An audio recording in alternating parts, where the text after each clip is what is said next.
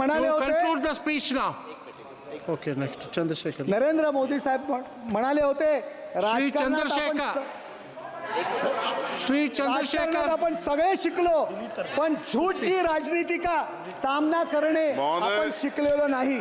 सभापति महोदय, बहुत बहुत धन्यवाद आपका। आपने मुझे बजट पे अपनी बात रखने का अवसर प्रदान किया।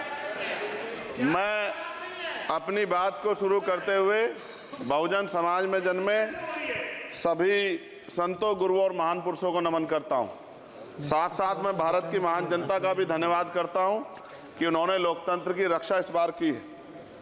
सभापति महोदय, पिछले 10 सालों में सरकार की नीतियों के कारण गरीब और गरीब हुआ और अमीर हुआ है, यानी गरीबों और अमीरों के बीच फासला बढ़ गया है। सारे देश की संपत्ति को चंद अमीरों के हाथ में दे दिया गया है। ये हमारे संविधान की मंशा और समतावादी समाज के लक्ष्य के खिलाफ है। अतः हमारी नीतियां गरीबों के पक्ष में भी होनी चाहिए। जातिगत जनगणना, SC ST OBC यानी कि जो बहुजन समाज के लिए आज जीवन मरण का प्रश्न है, इसके बारे में कोई बात बजट में नहीं की गई है। इसके बाद जनसंख्या के अनुपात में बहुजन समाज को सभी क्षेत्रों में हिस्सेदारी मिलनी चाहिए, तभी बाबा साहब अम्बेडकर का जो सपना है समतामूलक समाज का, वो पूरा होगा।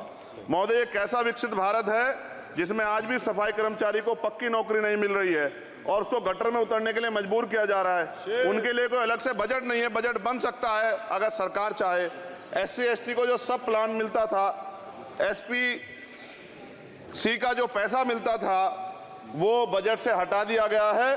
साथ साथ देश के स्तर पे आशा, आंगनबाड़ी, भोजन माता, ग्राम सेवक, PRD जवान, होमगार्डों के मानदेय में बढ़ोतरी नहीं हुई है। ऐसा कुछ भी नहीं दिख रहा है कि उनके जीवन में खुशहाली आ जाए। इनका मानदेय बढ़ना चाहिए।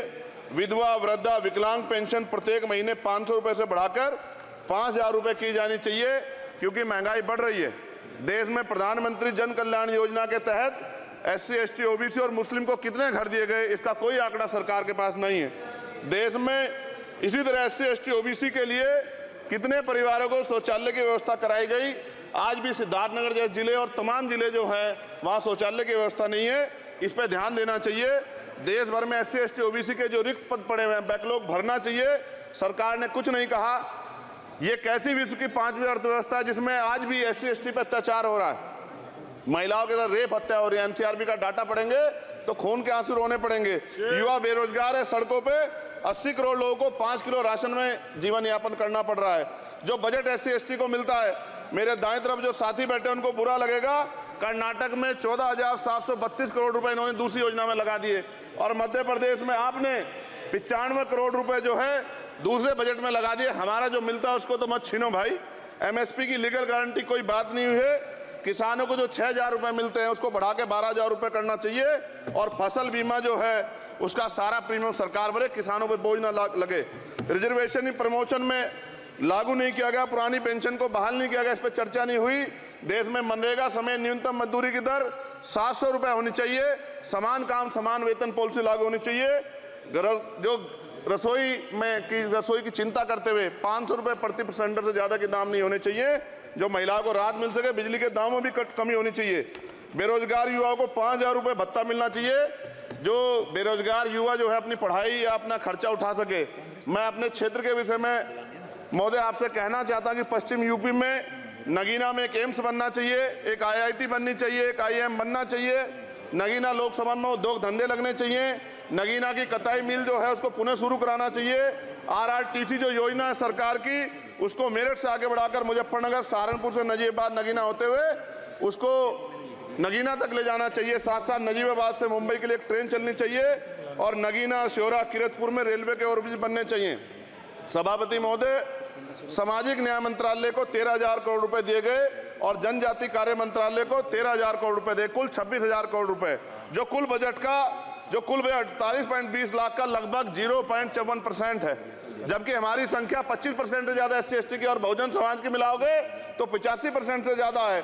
और हमारे विकास के लिए सरकार 1% पैसा खर्च कर रही है, जो मिलना हमें चाहिए, जबकि मिलना हमें 25% चाहिए।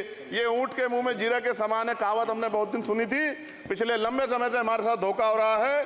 लेकिन अब ये नहीं चलेगा। चंद लोगों की तराजू से देश के संसाधन नहीं बटेंगे। इस देश का बहुजन समाज बर्दाश्त नहीं करेगा। संसाधन का बंटवारा संख्या के आधार पे होगा।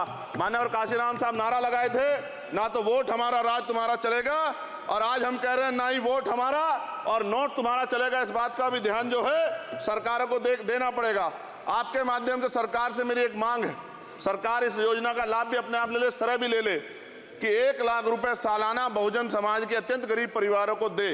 10 लाख करोड़ रुपए खर्च होंगे, लेकिन इस 1 लाख रुपए की योजना से एक झटके से एक परिवार गरीबी की रेखा से ऊपर आएगा और इनके बच्चों को कुपोषण खत्म होगा, अच्छी शिक्षा मिलेगी, महिलाओं को सम्मानजनक जीवन मिलेगा और इससे वास्तव में सबका साथ सबका विकास का नारा सार्थक होगा। अगर प्रश्न ये होगा कहां से आएगा, तो उसका जवाब ये है कि जब अमीरों का 16 लाख करोड़ रुपए माफ हो सकता है, कॉर्पोरेट टैक्स का घटाकर लाखों करोड़ रुपए का चुना सरकारी खजाने को लगाया जा सकता है, पेट्रोल डीजल के दाम 10 गुना एक्साइज ड्यूटी बढ़ाई जा सकती है, तो गरीबों को सरकार पैसा क्यों नहीं दे सकती। महोदय, समय आ गया है, अब निजी क्षेत्रों में आरक्षण की व्यवस्था होनी चाहिए। SC ST OBC को निजी क्षेत्रों में आरक्षण मिलना चाहिए। और मेरी आपसे ये भी मांग है, क्योंकि अब समय की मांग है और देश तेजी से आगे बढ़ रहा है, तो मैं कहूंगा कि सरकार का जो सबका साथ सबका विकास का नारा लगभग वो असत्य महसूस होता है, क्योंकि अल्पसंख्यकों में मुसलमानों, जैनों, सिखों, बुद्धिस्टों के लिए कुछ दिख नहीं रहा, उनकी कल्याण कोई योजना नहीं है। मदरसों को जो बजट मिलता था वो कम कर दिया गया है। आर्थिक तंगी से लोग मर रहे हैं। इंटर्नशिप की बात हुई है, परमानेंट रोजगार नहीं है। और दिल्ली में क्या हुआ बच्चों के साथ कल, उनकी सुरक्षा की जिम्मेदारी क्या है? वो आए तो बनने थे IAS IPS और बन क्या गए, लाशें बन के गए। यहाँ से कोई ध्यान नहीं दे रहा है, किसी की नजर नहीं है।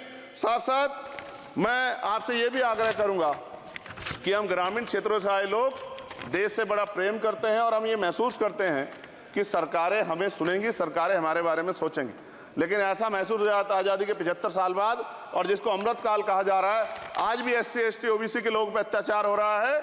अभी 2 दिन पहले गोली से उड़ा दिया गया गाजियाबाद में, और राजस्थान में गर्दन काट दी गई। ये घटनाएं देख के डर लगता है, घर से निकलते हुए भी कि आने घर वापस लौटेंगे नहीं लौटेंगे। तो मेरा सरकार से आग्रह है, अगर आज़ादी के 75 साल बाद भी हमारी हत्या हो रही है, तो हमारी मां को भी दर्द हुआ होगा जब उसने हमें पैदा किया होगा, हमारी बहनों को भी हमारे खोने का दर्द होता होगा। कैसी कानून व्यवस्था है आपकी, सब कुछ है आपके पास, फिर भी जो है महिलाओं पर रेप नहीं रोक पा रहे हो, हत्याएं नहीं रोक पा रहे हो, गरीबों, दलितों, पिछड़ों, किसानों, मजदूरों की जान नहीं बचा पा रहे हो। किसान सुसाइड कर रहा है, नौजवान सुसाइड कर रहा है, और बड़ी बड़ी बातें होती हैं, इधर भी अच्छे लोग हैं, इधर भी अच्छे लोग हैं, लेकिन अच्छाई तब होगी जब जमीन पे भी कुछ काम दिखाई देगा। और जमीन पे महोदय कोई काम दिखाई नहीं दे रहा है। जब कोई योजना की बात आती है तो सरकार हमसे मुंह मोड़ लेती है। आप बताइए, एजुकेशन का बजट कम कर दिया, हेल्थ का बजट कम कर दिया। मैं अपने क्षेत्र में गया तो आप विश्वास कीजिए, डॉक्टर नहीं है, स्कूल में मास्टर नहीं है, और कोई भर्ती ऐसी नहीं जिसका पेपर लीक नहीं होता है। तो देश किस तरफ जा रहा है और इसमें नौजवानों का भविष्य क्या है, इसके बारे में हमें चिंता करनी चाहिए। और अंत में अपनी बात को खत्म करते हुए मेरा आपसे आग्रह और आपके माध्यम सरकार से आग्रह है कि यहाँ बाहर बाबा साहब अम्बेडकर की मूर्ति लगी हुई थी एक, वो करोड़ों लोगों की आस्था से जुड़ा विषय है, और आप विश्वास करो इतना गुस्सा है उसको लेके। मेरी आपके माध्यम से मैं हाथ जोड़ता नहीं हूं, लेकिन मैं हाथ जोड़ के आपसे आग्रह कर रहा हूं कि प्रधानमंत्री जी, सरकार से हमारी आग्रह कि वो अम्बेडकर वादियों के सम्मान का ध्यान रखते हुए, उनके जो है दिल की पीड़ा को समझते हुए, दर्द का ध्यान रखते हुए उस मूर्ति को पुनः स्थापित करा दीजिए। अगर इसमें कोई राजनीतिक कारण अलग बात है, लेकिन मैं कंक्लूड कर रहा हूं। मगर मैं आपसे कहना चाहता हूं, इसमें बहुत गुस्सा है। जिस दिन अम्बेडकर वादी गुस्सा हो जाएगा, वो फिर इस सरकार को जो 24 में आ गई है, वो आने वाले चुनाव में ऐसा सबक सिखाएगा कि दोबारा पलट के नहीं देख पाओगे। तो मैं आपका धन्यवाद करता हूं, और मुझे विश्वास है कि सरकार मेरी बातों पे गौर करेगी और गरीबों के बारे में सरकार सोचेगी, गरीबों को आगे बढ़ने के अवसर प्रदान होंगे। धन्यवाद।